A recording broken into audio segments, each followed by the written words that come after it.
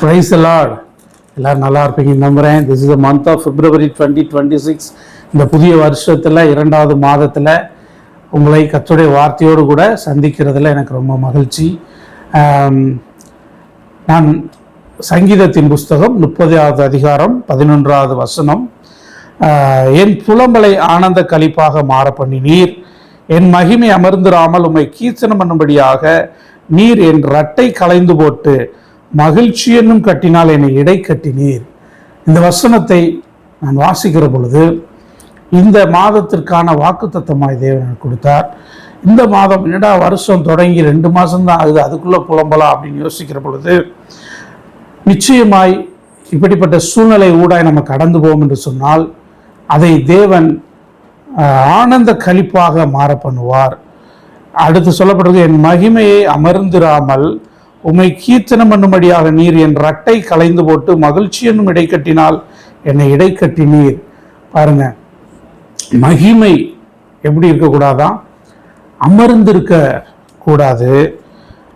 அமர்ந்திராமல் உம்மை கீர்த்தனம் பண்ணும்படியாக, தேவனை எப்பொழுது கீர்த்தனம் பண்ணுவோம் அப்படின்னா நன்றி செலுத்தி அவரை துதித்து சந்தோஷமா பாடுறது. கீர்த்தனம்னா மியூசிக் இன்ஸ்ட்ருமெண்ட்லாம் போட்டு ஒரு ஜாய்ஃபுல் மொமெண்ட், அப்படி இருக்கணும் அப்படின்னு தேவன் விரும்புகிறார்.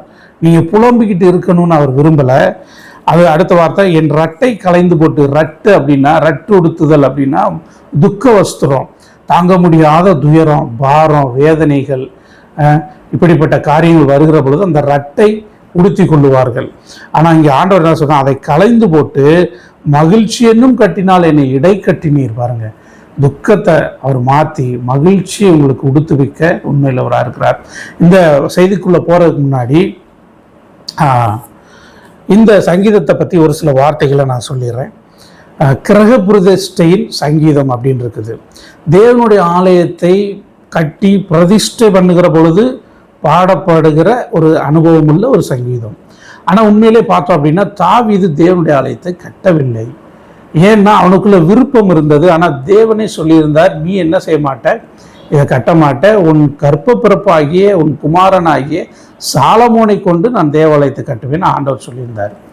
ஸோ அப்போ பார்த்தோம் அப்படின்னா தாவீதுக்கு ஒரு வாஞ்சை, ஒரு கிரக பிரதிஷ்டை தேவனுடைய ஆலயத்தை இது பண்ணால் அது எப்படி இருக்கும். அவர் அந்த வசனம் என்ன சொல்லுது அப்படின்னா, என் புலம்பல் என்ன செய்யும் அப்படின்னா ஆனந்த கழிப்பாக மாறும். இதை நம்ம கிரக பிரதிஷ்டையின் சங்கீதம்ன்றதுனால இதை நம்ம எப்படி வேணாலும் எடுத்துக்கலாம். என்ன கட்டினாலும், ஒரு வீடு கட்டுனா அது ஒரு கிரக பிரதிஷ்டை பண்ணுவோம். ஒரு ஆலயம் கட்டுனா அதை கிரக பிரதிஷ்டை. ஒரு ஆஃபீஸ், ஏதோ ஒன்று, சம்திங் நியூ, ஏதோ ஒன்று நம்ம கட்டி அதில் குடிபெயர்கிற பொழுது ஒரு சந்தோஷமான ஒரு நிகழ்வு இருக்கு இல்லையா. அதனால தான் இந்த சங்கீதத்தை கிரக பிரதிஷ்டையின் சங்கீதம். இந்த மாதத்தில் பல துயரங்கள், புலம்பல்கள், என்னடா அது அந்த வருஷம் துவங்கி 1 மாதம் தான் கம்ப்ளீட் ஆகிருக்குது, அதுக்குள்ளே இவ்வளோ பிரச்சனைகளை சந்திக்க வேண்டியதாக இருக்குது. எதிர்பாராத இழப்புகள், எதிர்பாராத வியாதிகள், எதிர்பாராத குழப்பங்கள், போராட்டங்கள், பிரச்சனைகள், எதிர்பாராத தேவைகள், இதெல்லாம் இந்த மாதத்திலே இருக்குது அப்படின்னு நீங்கள் புலம்பிட்டு இருந்தீங்கன்னு சொன்னால் நிச்சயமாகவே கர்த்தர் உங்கள் புலம்பலை ஆனந்த களிப்பாக மாற்றுவார். ஆமென். ஆங்கிலத்தில் பார்த்தீங்க அப்படின்னா மௌனிங் இன்டு டான்ஸிங் அப்படின்னு இருக்கும். அந்த டான்ஸிங் ஒரு ஆனந்த கழிப்புனா, நீங்கள் அதில் பார்த்தீங்க அப்படின்னா என் மகிமை அமர்ந்திருக்க உண்மை கீர்த்தனம் பண்ணும்படியாக. உண்மை கீர்த்தனம் அப்படின்றது தான் ஒரு மியூசிக்கல் இன்ஸ்ட்ருமெண்ட்டை போட்டு டான்ஸ் ஆடி நன்றி சொல்கிறது. அது எவ்வளோ ஒரு ஜாய்ஃபுல் மொமெண்ட்ஸ். அப்படி இந்த மாதத்தில் தேவன் உங்கள் சூழ்நிலையை மாற்றுவார். சரி, 1 நாளாகமம் 17வது அதிகாரத்தை வாசிச்சோன்னு சொன்னால் தாவீதுக்குள்ள ஒரு விருப்பம் இருந்தது. என்ன விருப்பம் அப்படின்னா, தேவாலயத்தை கட்டணும். நான் கேதுரு மரத்தினால செய்யப்பட்ட வீட்டில் நான் வாழ்ந்துட்டுருக்கேன். ஆனால் ஆண்டவருடைய உடன்படிக்கை பெட்டிக்கு ஒரு ஆலயம் இல்லை, ஒரு கூடாரத்தில் இருக்குது, திரைச்சிலைகளுக்குள்ள வாசமாக இருக்குன்னு சொல்லி அவனுக்கு விருப்பம் இருந்தது. அதனால ஆண்டவர் என்ன சொன்னார்னா, 17:10 வாசிங்கன்னா, உன் சத்துருக்களை எல்லாம் கீழ்ப்படுத்தினேன், இப்பொழுதும் கர்த்தர் உனக்கு ஒரு வீட்டை கட்டுவார் அப்படின்னு சொல்லி அந்த அதிகாரத்தை நீங்கள் ஃப்ரீயாக இருந்தால் வாட்ச் பாருங்கள். தாவீது ஆண்டவர் எப்படிலாம் நடத்திட்டு அவனை உயர்த்தி வச்சாரு. உனக்கு அந்த விருப்பம் இருந்ததுனால நான் என்ன பண்ண போகிறேன், உனக்காக நான் ஒரு வீட்டை கட்டுறேன் அப்படின்றார். ஏற்கனவே தாவீதுக்கு ஒரு வீடு இருக்குது. இந்த மாதம் நீங்கள் புதிய காரியங்களை கட்டி குடிபெயர்கிற மாதமாக இருக்கும். ஆண்டவர் உங்களுக்காக நீங்கள் கட்ட முடியாதவைகளை அவர் கட்டி எழுப்புவார். வீடு மட்டுமில்லை, இடிந்து போனவைகளையும் அவர் மறுபடி திரும்ப கட்டி எழுப்ப மகிமையுள்ளதாய் அதை நிறுத்த தேவன் உண்மையுள்ளவராயிருக்கிறார். மெயினாக உன் சத்துருக்களை எல்லாம் கீழ்ப்படுத்தினேன் அப்படின்றாரு. பாரு, இது பாஸ்டன்ஸ் இல்லையா, முடிஞ்சிருச்சு, கீழ்ப்படுத்திட்டேன் அப்படின்றாரு. தாவீது இந்த சங்கீதம் 30 பார்த்தீங்கன்னா, கர்த்தாவே என் சத்துருக்களை என்னை மேற்கொண்டு மகிழ ஒட்டாமல் நீர் என்னை கைதூக்கி எடுத்தபடினாலே நான் உண்மை போற்றுவேன். முதலாவது சொல்றாரு, நீங்க என்னைய கை தூக்கி எடுத்துட்டீங்க, சத்துருக்கள் சந்தோஷப்படக்கூடாதபடிக்கு கை தூக்கி எடுத்ததுனால உண்மை போற்றுவேன். ரெண்டாவது, கர்த்தாவே தேவனாகிய கர்த்தாவே உண்மை நோக்கி கூப்பிட்டேன், என்னை நீர் குணமாக்கினீர். முதல்ல நீங்கள் என்ன பண்ணீங்க, ஒரு குழி மாதிரி அனுபவத்திலேருந்து கை தூக்கி எடுத்தீங்க. ரெண்டாவது, நீங்கள் என்னை குணமாக்குனீங்க. இந்த மாதம் ஒரு குழியின் அனுபவத்திலிருந்து விழுந்து போன அனுபவம், கடன் பிரச்சனையாக இருக்கலாம், ஏதோ ஒரு சூழ்நிலையாக இருக்கலாம், பாவ வாழ்க்கையில் விழுந்து போயிருந்திருக்கலாம், தேவன் இப்படிப்பட்ட அனுபவத்தில் யாரையாவது மனுஷரை நம்பி ஏமாந்திருக்கலாம். இப்படிப்பட்ட காரியத்திலிருந்து தேவன் உங்களை கை தூக்கி எடுக்கிற மாதம். ரெண்டாவது, நீர் என்னை குணமாக்கினீர். அதுவும் பார்த்தீங்க அப்படின்னா முடிந்து போன காரியம், எனக்கு சுகம். இந்த மாதத்தில் உங்களுக்கு ஒரு சுகம் தேவையாக இருந்துச்சுன்னா அதுவும் தேவன் இந்த மாதம் தர உண்மை இல்லவராக இருக்கிறார். அடுத்து பாருங்க, நீர் என் ஆத்துமாவை பாதாளத்திலிருந்து ஏற பண்ணி நான் குழியில் இறங்காதபடி என்னை உயிரோடே காத்தீர். பாருங்க, ஏற்கனவே நம்ம சொன்ன மாதிரி ஆத்துமாவை என்ன பண்ணுறாரு, பாதாளத்திலிருந்து ஏற பண்ணி குழியில் இறங்காதபடிக்கு உயிரோடே காத்தீர்.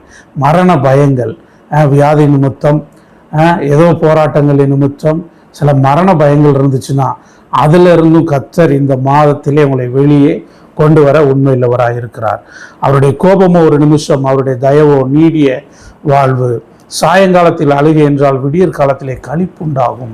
பாருங்க, அவருடைய தயவு நீடிய வாழ்வு. இந்த மாதம் இப்படிப்பட்ட காரியங்கள் நம்முடைய வாழ்க்கையில் முதலாவது நம்மை தூக்கி எடுப்பார், ரெண்டாவது குணப்படுத்துவார், மூன்றாவது மரண பயங்களுக்கு நீக்குவார். அப்படி கடைசி வந்தோம் அப்படின்னா என் புலம்பலை ஆனந்த கழிப்பாக மாற பண்ணுவார். சரி, இதற்கு ஆதாரமாய் ஒரு சில வசனங்களை நான் வாசிக்கிறேன். வீடு கட்டுகிற காரியத்தில் நீங்கள் வாசிங்க அப்படின்னு சொன்னால், உபாகமம் 20:5 வாசிங்கன்னா ஒரு மனுஷன் 3 காரியங்கள் அங்கே சொல்லப்பட்டிருக்கு. ஒருவன் ஒரு வீட்டை கட்டியிருந்தான், அவன் என்ன செய்ய தேவையில்லை, அவன் யுத்தத்துக்கு போக தேவையில்லை. ஏன் அப்படின்னா அந்த வீட்டை அவன் கிரக பிரதிஷ்டை பண்ண வேண்டும். அவன் அதை பிரதிஷ்டை பண்ணாமல் யுத்தத்திலே மரித்து போனால் வேறொருவன், அப்போ ஒரு வீட்டை கட்டுனா அதை பிரதிஷ்டை நீ தான் பண்ணணும் அப்படின்றத தேவன் விரும்புகிறார். ரெண்டாவது, ஒருத்தர் திருமணம் பண்ணியிருந்தான்னா, நிச்சயிக்கப்பட்டிருக்குது திருமணம் அப்படின்னா, அவன் என்ன செய்வானா, யுத்தத்துக்கு போவேனா. ஏன்னா அவன் அந்த யுத்தத்தில் இறந்து போயிடக்கூடாது, அவன் அந்த திருமண வாழ்க்கைக்குள்ளே அவன் போக வேண்டும் என்பதை தேவன் விரும்புகிறார். மூன்றாவது, ஒருவன் ஒரு வயல் நிலத்தை வாங்கியிருந்தால், அதை ஒரு திராட்சை தோட்டத்தை வாங்கியிருந்தால் அதில் என்ன செய்யணும், அவன் பயிரிட்டு அதை அவன் பலனை அவன் புசிக்க வேண்டும். அவன் என்ன செய்ய தேவையில்லை, யுத்தத்துக்கு போக தேவையில்லை. ஸோ போராட்டங்கள் யுத்தங்கள் உங்களுக்கு இருக்குதுன்னு சொன்னால் இந்த மாதத்தில் ஒரு புதிய காரியங்களை கட்டி எழுப்ப கர்த்தர் உதவி செய்வார். அதை நீங்களே பிரதிஷ்டை பண்ணும்படி கர்த்தர் உதவி செய்வார். ரெண்டாவது, திருமண காரியங்கள், திருமணம் இன்னும் கைகூடி வரல அப்படின்னு சொல்லி அதற்காக ஜெபிக்கிறீங்கன்னு சொன்னால் அந்த காரியத்தை தேவன் கைகூடி வர பண்ணுவார். அதில் ஒரு போராட்டங்கள் பிரச்சனைகள் யுத்தமாக இருக்குது, பல வருஷங்களாக தேடியும் கூடி வரலைன்னா இந்த மாதத்தில் தேவன் வாக்கு பண்ணுகிறார். தேவன் உங்களுக்கென்று உருவாக்கின ஏற்படுத்தின துணையை கொண்டு வந்து தருவார். மூன்றாவது, திராட்சை தோட்டத்தில் திராட்சை தோட்டம் அப்படின்னு இருக்குது. அது மகிழ்ச்சிக்கு அடையாளமாக இருக்குது. அந்த மகிழ்ச்சியை நீங்கள் விதைத்தவைகளை நீங்களே அறுக்கும்படி, நீங்கள் அந்த பிரயாசத்தின் பலனை அடையும்படி தேவன் உங்களுக்கு கிருபை செய்வார். நீங்கள் பிரயாசப்பட்டதை வேறொருவருக்கு அவர் கொடுக்க போகிறது இல்லை. ஸோ ஓகே, அடுத்து ஏசாயா 61:3 நான் உங்களுக்காக வாசிக்கிறேன். ஏசாயாவின் புஸ்தகம் 61வது அதிகாரம் 3வது வசனம். சீயோனிலே துயரப்பட்டவர்களை சீர்படுத்தவும், அவர்களுக்கு சாம்பலுக்கு பதிலாக சிங்காரத்தையும், துயரத்திற்கு பதிலாக ஆனந்த தைலத்தையும், ஒடுங்கின ஆவிக்கு பதிலாக துதியின் உடையும் கொடுக்கவும் அவர் என்னை அனுப்பினார். அவர்கள் கர்த்தர் தம்முடைய மகிமைக்கென்று நாட்டின நீதியின் விருட்சங்கள் எண்ணப்படுவார்கள். பாருங்க, சீயோனிலே, சீயோன் என்பது கர்த்தருடைய பர்வதம், எருசலேம் நகரம். அங்க இருக்கிறாங்க, கர்த்தருக்குள்ள இருக்குன்னு சொல்றாங்க. ஆனா அவங்களுக்கு என்ன இருக்குது? துயரம் இருக்குது. அப்படி துயரப்பட்டவர்களை சீர்படுத்த, அவர்கள் எந்தெந்த காரியத்துல சீர்படாமல் துயரத்தை அனுபவிக்கிறார்களோ அவர்களை சீர்படுத்தி அந்த துயரத்தை இந்த மாதத்திலே மாற்றுவேன் என்று தேவன் சொல்லுகிறார். அவர்களுக்கு சாம்பலுக்கு பதிலாக சிங்காரத்தையும். பாருங்க, சாம்பல் அப்படின்னா ஒரு எரிந்து போன, முடிந்து போன நிலைமை. அது மறுபடியும் புதுப்பிக்க முடியாது. அது என்ன லெவல்ல இருந்துச்சோ, அது ஒரு மரக்கரியா இருக்கலாம், இல்லை எருவா இருக்கலாம், எதா இருந்தாலும், ஒரு காகிதமா இருக்கலாம். எரிந்து போன ஒன்று, முடிஞ்சு போன ஒன்றை அவர் என்ன பண்றாரு? அந்த சாம்பலை எடுத்து எப்போ பூசுவாங்க? இந்த ரட்டை உடுத்தி கொண்டு சாம்பலை தங்கள் மேல் போட்டுக்கொள்வார். துக்கத்தை வெளிப்படுத்துகிற காரியம். முடிஞ்சு போச்சுங்க இந்த சூழ்நிலை, இது மாறவே மாறாதுங்க, இந்த சூழ்நிலையிலிருந்து வெளியே வர முடியாதுன்னு சொல்லுகிற காரியத்துல தேவன் என்ன பண்ணுவார்னா, சிங்காரத்தையும் துயரத்திற்கு பதிலாக ஆனந்த தைலத்தையும். பாருங்க, துயரத்திற்கு பதிலாக ஆனந்த தைலம். தைலம் ஊற்றப்படுகிறது அப்படின்னா ஒரு குறிப்பிட்ட காரியத்திற்காக உங்களை பிரித்தெடுக்கிறது. அபிஷேகப்பட ராஜாவை அந்த தைலத்தை ஊற்றி அதை அபிஷேகிப்பார்கள். அதுபோல துயரத்துக்கு பதிலாக, நீங்க துயரப்படுகிறதா இருக்கலாம், ஆனா ஆனந்த தைலத்தை தேவன் நமக்கு என்ன பண்றாரு? கொடுக்கிறார். அந்த சங்கீதத்தில் வாச மாதிரி புலம்பலுக்கு பதிலாய் ஆனந்த களிப்பு அப்படின்ற மாதிரி ஆனந்த தைலத்தை கொடுத்து, ஒடுங்கின ஆவிக்கு பதிலாக துதியின் உடையை கொடுக்கவும் அவர் என்னை அனுப்பினார். பாருங்க, ஒடுங்கின ஆவி. நம்ம இந்த துயரம், வேதனை, கலக்கம், தேவைகள், போராட்டங்கள், பிரச்சனைகள், வியாதிகள், இப்படிப்பட்ட காரியங்கள்ல ஒடுங்கி போய் நம்மளை அறியாமல இருக்கிற சூழ்நிலையில தேவன் உங்களுக்கு என்ன பண்றாருன்னா துதியின் உடையை தருகிறார். பாருங்க, முதல்ல உங்களை சீர்படுத்துறாரு, ரெண்டாவது சிங்காரத்தை தருகிறார், மூன்றாவது ஆனந்த தைலத்தை தருகிறார், நான்காவது துதியின் உடையை தந்து உடையை கொடுக்கவும் என்னை அனுப்பினார். இது யாரை பற்றி சொல்றதுன்னா, இயேசு கிறிஸ்துவை பற்றி ஏசாயா சொல்லுகிறார். இவைகளை கொடுக்கத்தான் இயேசு வந்திருக்கிறார். இயேசு பூமியில வருகிறதற்கு முன்னாடி வாக்கு பண்ணப்பட்டது. இப்போ இயேசு கிறிஸ்து வந்து போய் பல வருடங்கள் ஆயிடுச்சு. அதனால இந்த வார்த்தைகள் அப்பவே நிறைவேறும் என்று வாக்குத்தத்தம் பண்ணப்பட்ட இந்த மாதத்துல இப்படிப்பட்ட சூழ்நிலை ஊடாய் நீங்க போனீங்கன்னு சொன்னா இது உங்க வாழ்க்கையில நிச்சயமாய் நிறைவேறும். ரெண்டாவது, கர்த்தர் தம்முடைய மகிமைக்கென்று நாட்டின நீதியின் விருட்சங்கள். இது ஆங்கிலத்துல வாசம் அப்படின்னு சொன்னா, that they may be called oaks of righteousness, the planting of the Lord, that he may be glorified. இந்த ஓக்ஸ் ஆஃப் த ரைச்சியஸ்னஸ் இருக்கு இல்லையா, இது வந்து கருவாலி மரம் அப்படின்னு அர்த்தம். இந்த கருவாலி மரம் எதற்கு பயன்படும்? அந்த மரத்தின் தன்மை என்ன அப்படின்னா, சில கட்டிடங்களை கட்டி எழுப்புவதற்கு, சில பில்டிங்ஸ் கட்டுறதுக்கு அது பயன்படும், தேவாலயம் கட்டுவதற்கு அது பயன்படும். இப்படி கட்டி எழுப்பப்படுகிற காரியத்திற்கும் சில வியாதியை குணப்படுத்துகிற காரியமும் அதற்கு உண்டு. நம்ம சொன்ன மாதிரி இந்த மாதத்துல சில காரியங்களை தேவன் உங்கள் வாழ்க்கையில கட்டி எழுப்புவார். இடிந்து போன காரியங்களை மறுபடியும் அவர் கட்டி எழுப்ப உண்மையுள்ளவராக இருக்கிறார். அது உங்களுடைய வாழ்க்கையா இருக்கலாம், ஆவிக்குரிய ஜீவியமா இருக்கலாம், இல்லை உங்களுடைய சரீரமா இருக்கலாம், பலவீனப்பட்டிருக்கலாம், இல்லை உங்களுடைய குடும்ப வாழ்க்கையா இருக்கலாம், இல்லை உங்க வேலையா இருக்கலாம், சம்திங் எதுவா இருந்தாலும் தேவன் நீதிக்கென்று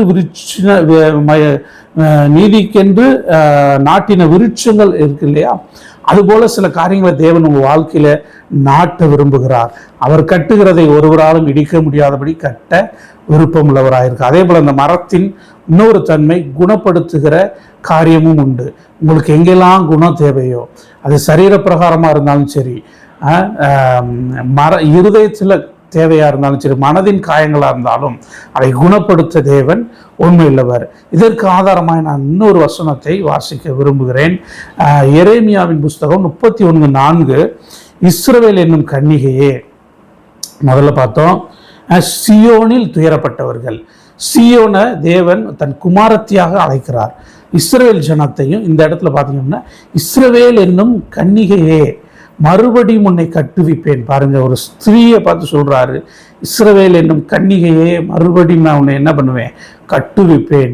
நீ உடைந்து போயிருக்கலாம், நீ மறுபடியும் கட்டி எழுப்பப்படுவாய், நீ கட்டப்படுவாய், மறுபடியும் நீ மேளவாத்தியத்தோடும் ஆடல் பாடல் செய்கிறவர்களின் களிப்புள்ள கூட்டத்தோடும் புறப்படுவாய். பாருங்க, நம்ம ஆனந்த களிப்பு இதெல்லாம் பார்த்தோம் இல்லையா, அந்த மாதிரி மேல வாத்தியத்தோடும் களிப்புள்ள கூட்டத்தோடும் புறப்படுவாய். ஸோ இது 31:4.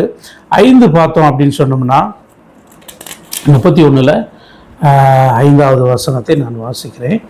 அவைகளிலிருந்து ஸ்தோத்திரமும் ஆடல் பாடலின் சத்தமும் புறப்படும், அவர்களை வர்த்திக்க பண்ணுவேன், அவர்கள் அவைகளை நாட்டி அதன் பலனை அனுபவிப்பார்களா. சொன்னேன் இல்லையா, ஒரு திராட்சை தோட்டத்தை மறுபடியும் ஏற்கனவே நாட்டப்பட்டிருக்கு சமாரியாவின் மலையில், மறுபடியும் திராட்சை தோட்டங்களை நாட்டுவாய், நாட்டுகிறவர்கள் அவைகளை நாட்டி அதன் பலனை அனுபவிப்பார்கள்.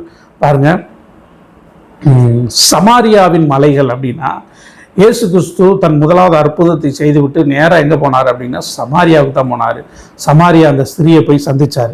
சந்திக்கும் போது அந்த சமாரியாவை பற்றி என்ன அவருக்கு அந்த நாட்களில் இருந்துச்சு அப்படின்னா பிரிவினைகள். சரியா, அந்த ஜனங்களுக்கும் இந்த ஜனங்களுக்கும் ஒரு பிரிவினை இருக்கும். ஸோ அவர்கள் இயேசு கிறிஸ்துவை அறியாதிருந்தார்கள். அவர்களுக்குள்ளே ஒரு வேறுபாடுகள் இருந்துச்சு. Political separation and spiritual separation.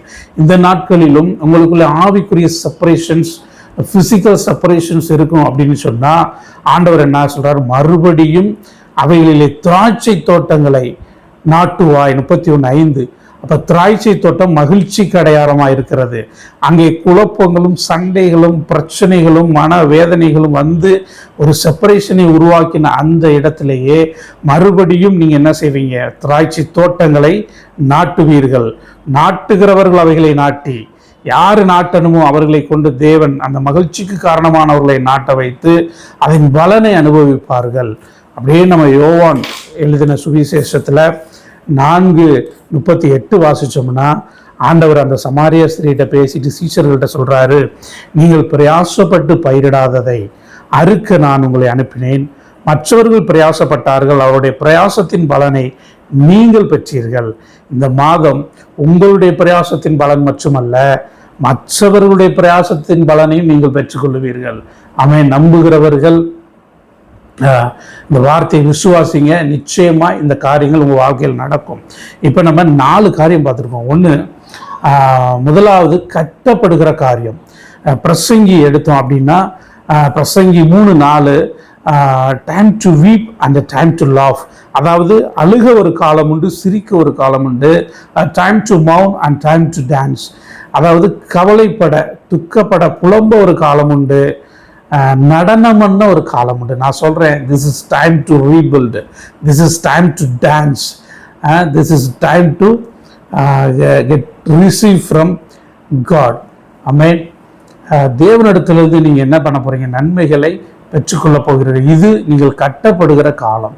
நீங்கள் கட்டி எழுப்பப்படுகிற நேரத்துக்குள்ள வந்திருக்கீங்க.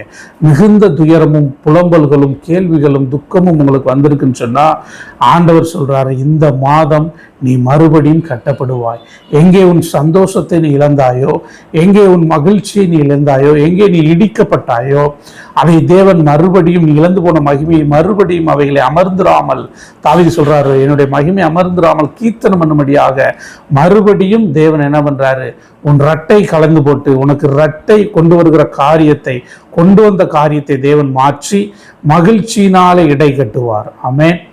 நம்புகிறவர்கள் நிச்சயமா எங்கள் வாழ்க்கையில இந்த காரியங்கள் அப்படியே பலிப்பதாக. ஆமென். இந்த மாதம் கர்த்தர் தாவீதுக்கு சொன்னார், நான் உனக்கு ஒரு வீட்டை கட்டுவேன். நிச்சயமாய் கர்த்தருக்கு சித்தமானால் உங்களுக்கு ஒரு வீடு தேவையா இருந்துச்சுன்னா அந்த வீட்டை தேவன் தருவார். ஒரு ஒரு ஒரு ஒரு மகிழ்ச்சி இல்லாத சூழ்நிலையில தேவன் மகிழ்ச்சியை தருவார். துயரத்திற்கு பதிலாக அவர் என்ன பண்ணுவார்னா நிச்சயமாய் ஆனந்த களிப்பை தருவார். சாம்பலுக்கு பதிலாக சிங்காரம் உண்டாகும். நிச்சயமாய் தேவனை விசுவாசிங்க. இயேசு கிறிஸ்து அதற்காகவே வந்தார். அவர் சென்ற பொழுது இந்த சமாரியா அந்த பட்டணம் முழுவதையும் அவர் போய் முழுவதையும் அவர் ஆதாயப்படுத்தி கொண்டார். அந்த ஒரு ஸ்திரீயை சந்தித்தார். அவங்க போய் ஊராருக்கெல்லாம் சொல்லி முதலாவது உலக ரட்சகராய் ஏற்றுக்கொண்ட ஒரு பட்டணமாய் மாறினது.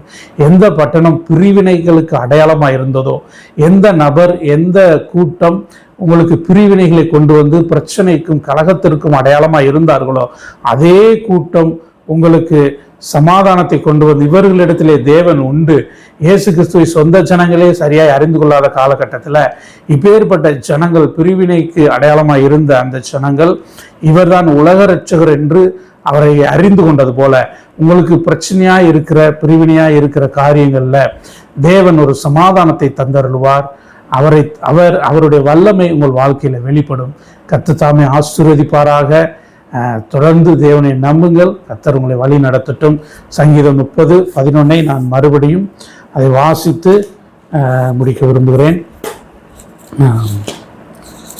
சங்கீதம் 30:11 என் புலம்பலை ஆனந்த களிப்பாக மாறப்பண்ணினீர், என் மகிமை அமர்ந்திராமல் உம்மை கீர்த்தனம் பண்ணும்படியாக நீர் என் ரட்டை களைந்து போட்டு மகிழ்ச்சியின் இடைக்கட்டினால் என்னை இடைக்கட்டி நீர். என் தேவனாகிய கர்த்தாவே உம்மை என்றென்றைக்கும் துதிப்பேன். பாருங்க, நான் துயரப்பட மாட்டேன், என்றென்றைக்கும் உம்மை துதிப்பேன் அப்படின்னு சொல்லி தாவீது முடிக்கிறார். ஒரு வாழ்க்கையில் ஒரு பிரதிஷ்டை உண்டாகட்டும். உங்கள் வாழ்க்கை பிரதிஷ்டை உள்ளதாக இருந்தால் நீங்கள் செய்கிற ஒவ்வொரு காரியங்களிலும் ஒரு பிரதிஷ்டை இருக்கும். நீங்கள் அநேக இடங்களை பிரதிஷ்டை பண்ணும்படியாக புதிய துவக்கங்களை இந்த வருஷத்தில், இந்த மாதம் முதற்கொண்டு தேவன் செய்வார். புது புது காரியங்களை துவங்குவீர்கள். புது புது காரியங்கள் உங்கள் வாழ்க்கையில் இந்த மாதத்திலிருந்து துவங்க நான் ஜெபித்துக் கொள்கிறேன். நிச்சயமாய் ஆரோக்கியம் தேவையாக இருந்தால் அந்த ஆரோக்கியத்தை தேவன் தருவார். ஒரு சுகம், ஒரு ஒரு ஆவிக்குரிய பலன் தேவையாக இருந்தால் அதையும் கர்த்தர் தந்தருளி உங்களுக்கு நிறைவான மகிழ்ச்சியை தருவார். எப்படி சமாரியாவின் மலைகளிலே மறுபடியும் திராட்சை தோட்டங்களை நாட்டுவீர்கள் என்று எரேமியா 31:4 சொல்லப்பட்டது, அதே போல உங்கள் வாழ்க்கையில் மறுபடியும் மகிழ்ச்சியை நாட்டும்படி, அதை அனுபவிக்கும்படி தேவன் கிருபை செய்வாராக. கர்த்தர் தாமே இந்த வார்த்தைகளை ஆசீர்வதிக்கட்டும். God bless you.